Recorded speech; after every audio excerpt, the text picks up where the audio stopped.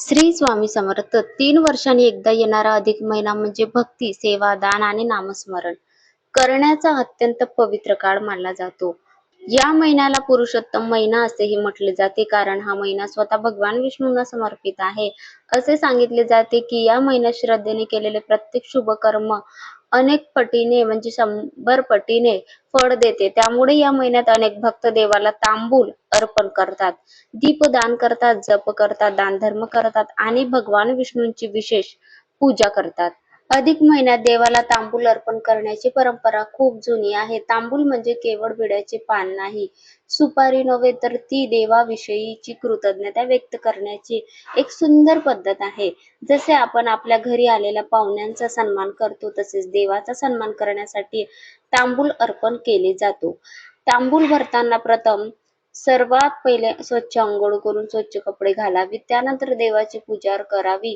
एक स्वच्छ विड्याचे पान घ्यावे. त्या पानावर सुपारी, थोडा अक्षदा, एखादी लवंग, वेलची किंवा आपल्या परंपरेनुसार उपलब्ध साहित्य ठेवावे. काही ठिकाणी दक्षिणाही ठेवली जाते. हे दक्षिणा भगवान विष्णू, माता लक्ष्मी, आपलं कुलदैवत किंवा घरातील देवतांना अर्पण करावे. तांबूल अर्पण करताना मनात एकच भावना असावी की हे प्रभू, माझी भक्ती स्वीकार करा. अधिक महिन्यात तांबूल अर्पण करण्याचे महत्त्व खूप मोठे मानले जाते. असे मानले जाते की देवाला श्रद्धेने अर्पण केलेले तांबूल भक्ताच्या मनातील इच्छा आणि प्रार्थना देवापर्यंत पोहोचवते. घरात सुख, शांती आणि समाधान टिकून राहावे म्हणून अनेक भक्त हा उपाय करतात. याचबरोबर अधिक महिन्यात दीपदानालाही विशेष महत्त्व आहे. दीप म्हणजे प्रकाश, प्रकाश म्हणजे ज्ञान, अशा सकारात्मक आणि ईश्वराची कृपा अंधार दूर करणारा दीप जसा आसपास उजेड निर्माण करतो, त्याचप्रमाणे भक्तिभावाने केलेले दीपदान जीवनातील अज्ञान दुःख आणि नकारात्मकता दूर करते असे मानले जाते. विशेष करून अधिक महिन्यात नदीमध्ये दीपदान करण्याची प्राचीन परंपरा आहे. खूप जुनी परंपरा आहे. अनेक भक्त संध्याकाळी नदीकाठी जातात आणि वाहत्या पाण्यात दिवा सोडतात. यामागील भावना अशी असते की जसे नदी अखंड वाहत राहते, तसेच आपल्या जीवनातील अडथळे, दुःख आणि संकटे दूर जावेत. तसेच आपल्या पूर्वजांना, देवतांना आणि संपूर्ण सृष्टीला कृतज्ञता व्यक्त करण्यासाठी दीपदान केले जाते. नदीमध्ये दीपदान करताना सर्वात आधी नदीला नमस्कार करावा. त्यानंतर छोट्या दिव्यामध्ये तूप किंवा तेल घालावे. कापसाची वात ठेवावी. दिवा प्रज्वलित करावा. दिवाला हातात घेऊन भगवान विष्णूचे नामस्मरण करावे.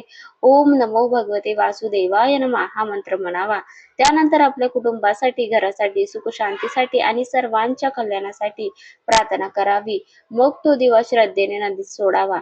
नदीमध्ये सोडताना आपल्याला शांत मन ठेवून प्रार्थना करायची आहे. अनेक ठिकाणी असे मानले जाते की अधिक महिन्यात केलेले दीपदान विशेष पुण्य देणारे असते, कारण हा महिना स्वतः पुरुषोत्तम भगवान विष्णूचा आहे. या महिन्यात केलेले दान, जप, पूजा, दीपदान इतर दिवसांच्या तुलनेत अधिक फलदायी मानले जाते. दीपदान करताना एक गोष्ट लक्षात ठेवावी. दीपदानामागे दिखावा नसावा. मनात भक्ती आणि श्रद्धा ठेवणे असणे सर्वात महत्वाचे आहे. मोठा दिवा, जास्त खर्च नाही किंवा मोठी व्यवस्था यापेक्षा शुद्ध मनाने केलेली छोटीशी सेवा देखील देवाला प्रिय असते.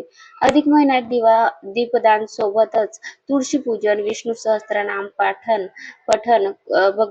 भगवद्गीता वाचन, अन्नदान, वस्त्रदान आणि नामस्मरण यांनाही विशेष महत्त्व दिले जाते. शक्य असल्यास दररोज काही वेळ भगवान विष्णूंच्या नामजपासाठी द्यावा.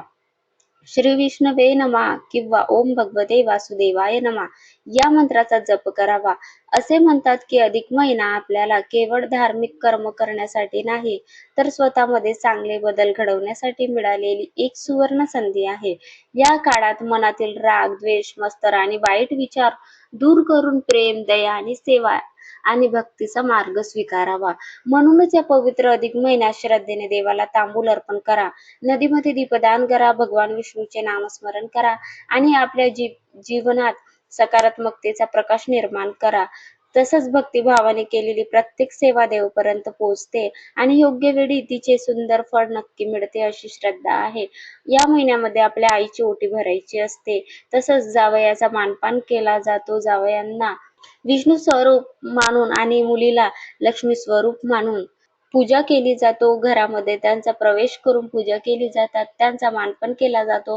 भगवान विष्णूची कृपा आपल्या सर्वांवर सदैव राहो यासाठीच आपण हा उपाय अनेक उपाय करत असतो. घरात सुख, शांती, समाधान आणि समृद्धी नांदो हीच प्रार्थना आहे. या सर्व उपायासोबत हा एक उपाय नक्की करून बघावा.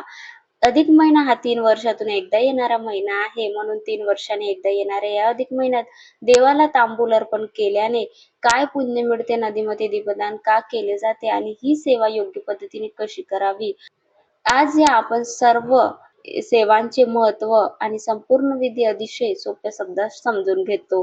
तर ही माहिती आवडली असेल तर व्हिडिओला नक्कीच एक लाईक करा आणि चॅनलवरती नवीन असल्यास चॅनलला सबस्क्राईब करायला विसरू नका. श्री स्वामी समर्थ. जय जय स्वामी समर्थ.